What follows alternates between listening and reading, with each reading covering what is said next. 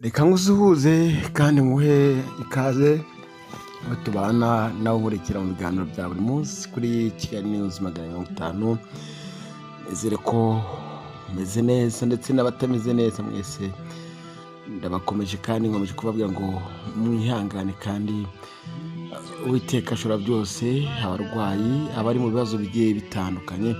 Ni inkuru unje kubagezaho nk'uko musanzwe muzi uburyo nangira nivuga cyangwa nibwira abankurikiye, ariko ntabwo ari ngombwa. Ariko nanone ni inkuru y'incamugongo ingezeho ubu tuvugana, ivuye mu gihugu cy'u Burundi, dore ko abarundi bagiye batandukanye ari benshi na benshi bagiye bakurikira Kigali News 250, yemwe yaba bari mu bihugu by'u Burundi, za Oman, Saudi Arabia no mu bihugu by'Abarabu bigiye bitandukanye, n'abari muri Amerika ndetse n'abari ino mu Rwanda badukurikira buri munsi, ndetse bakadukurikira mu biganiro biba bigiye bitandukanye. Ariko inkuru ingezeho none aha ngaha ni inkuru iteye ubwoba, inkuru ibabaje ndetse nawe uza kuyumva, ariko ni inkuru ije gutuma dutabaza ndetse dutabariza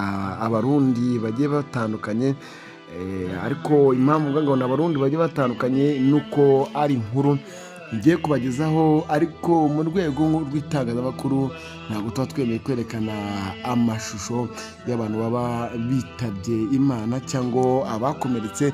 Ariko ni inkuru ngiye kwifashisha mbere yuko nyibagezaho, ndarikodinga amanota mikeya, ariko nuko mbwiwe iyi nkuru n'umuvandimwe uri mu gihugu cya Oman.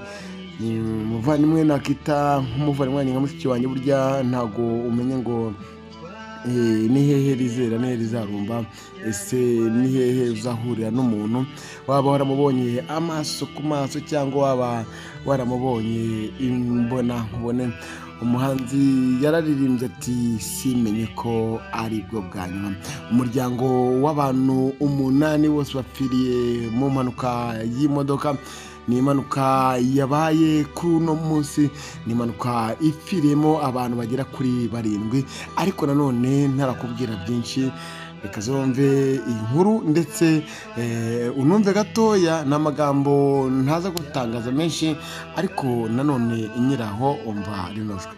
Umuryango wose uhonye, ubwiye yuko umuryango wose uhonye, sinjya ndakubwira umuryango wose warabibwiye, bavuga ko njyewe basigaye cyenyine n'abana bari basigaye muhira.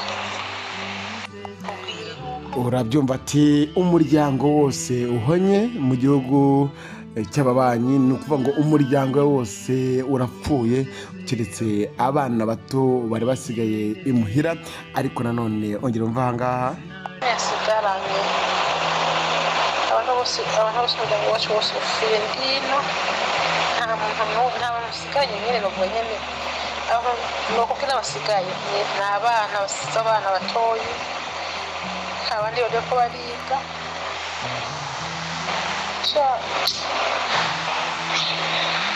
reka dukomeze twifatanya n'uyu muryango. Uyu muryango ni abantu 13 bari bagize umuryango, ubwo ni famiye.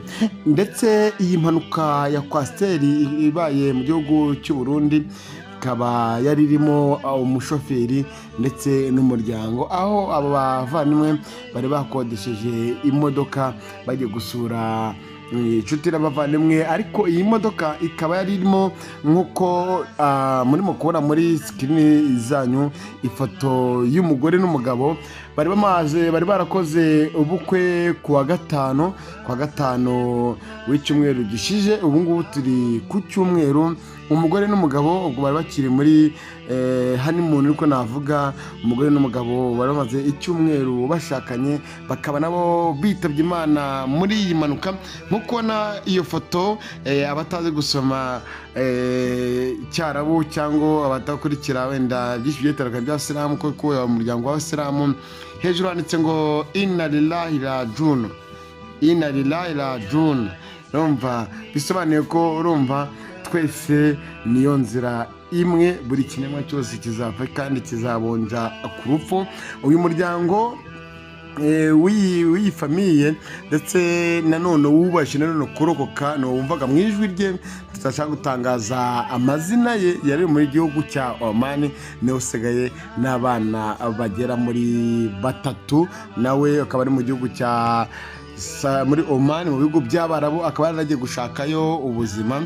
Akaba yambwiye ati Ishyaka ntabariza abarundi bari mu gihugu cyanyu, abarundi bari mu gihugu cy'u Burundi, abarundi bari mu bihugu bigiye bitandukanye, untabarize nyamuneka mbashe kuba nagira gute twabona uburyo twabona bwo gushyingura uno muryango, dore ko barimo baragenda bakoteza abafite ubushobozi butandukanye, barimo barajya bakoteza, harimo bajya batanga 5,000 by'amarundi, 5 by'amarundi, 5 by'amarundi bitewe n'ubushobozi bafite. Ni groupe irimo abantu bagiye batandukanye, ariko nanjye bansabye ko mbasha gufungura groupe kugira ngo dufashe umuryango w'abanyakwigendera babashe guhambwa, dore ko bari mu bitaro bigiye bitandukanye. Ariko nanone mu mpanuka y'iyi bisi ntago nza gukina ino video, ahangaha ngiye gukina mumva amajwi y'uburyo umuntu yavugiragamo, ariko nkubwire ko kwasiteri yamanutse.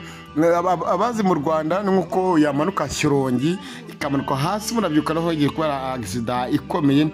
Umva uryo n'umuvandimwe yavugaga, avuga ati niyihangane kuko hafatwa video kugira ngo bamunongikire bamwereke uko bigenze ku muryango. Umva hano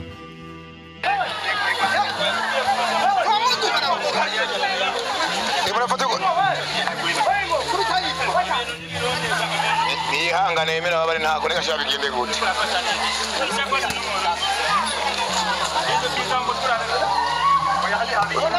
Ngene we chauffeur. Oya yese.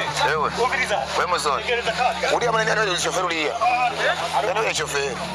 Ngene we chauffeur. Uriya mwana ni chauffeur uriya. Uriya kamya uriya. Uriya mwana ni yagose.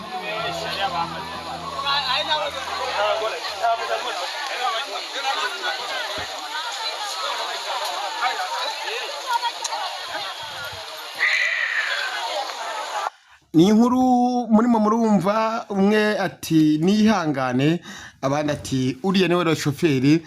Turagenda tubagaragariza wenda ifoto, ariko ino video ntabwo mbasha kuza kuyibereka kuko byaba ari ugushinyagurira abasigaye.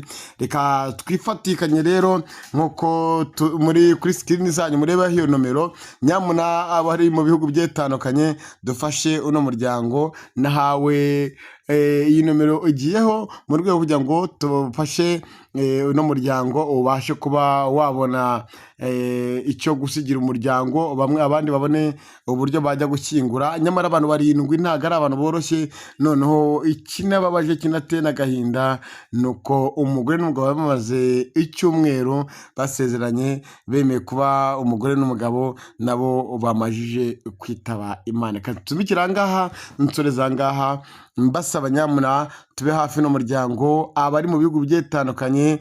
Iyo nomero rwose iri muri mobile money, kandi nanone uko biza kugenda none umuvandimwe ntashatse kuvuga amazina ye, nawe rwose ari muri no group, uraza kubasha no kumubonamo. Hanyuma ku bindi bisobanuro wenda agire icyo akomeza kudufasha, ndetse turebe uburyo twakomeza gufata mu mugongo umunyarwanda. Ati bagaseka bagatwenga ariko bababaye, undi akavuga ati simenye ko aribwo bwa nyuma. Nitwa Ishyaka Manager, iyi ni Kigali News 500. Nimba ufite umutima wo gufasha ufashe, nimba unabasha no gusenga usenge, nimba n'uno muryango uwuzi wawuhamagara, hanyuma ukawukomeza ukagira n'icyo ukora. Admin w'igroupe ni ngewe, nababwiye ko nkundwa na buri wese, hafi ya bose bajya batandukanye, babandi hafi nubwo nta byera ngo de, turabizi neza cyane. Ariko umuryango ihangane, abasigaye mwihangane, abarundi mwese muri mu Kibitoki, mu Kamenge, mu Ngagara, mu Bwiza, ndetse n'abari mu mujyi wa Bujumbura, mwese mukomere. Kandi none mbwira koresha umwanya aho uri hose, and the promoter aho uri hose, Isaac nizere ko aho uri hose nawe ndetse na Akesidani ndetse n'abarundi bose b'abanyamakuru bagiye batandukanye twese dukomeze dukorere ubuvugizi uyu muryango ubashe gushyingura ababo mu mahoro ndetse n'abasigaye bitabweho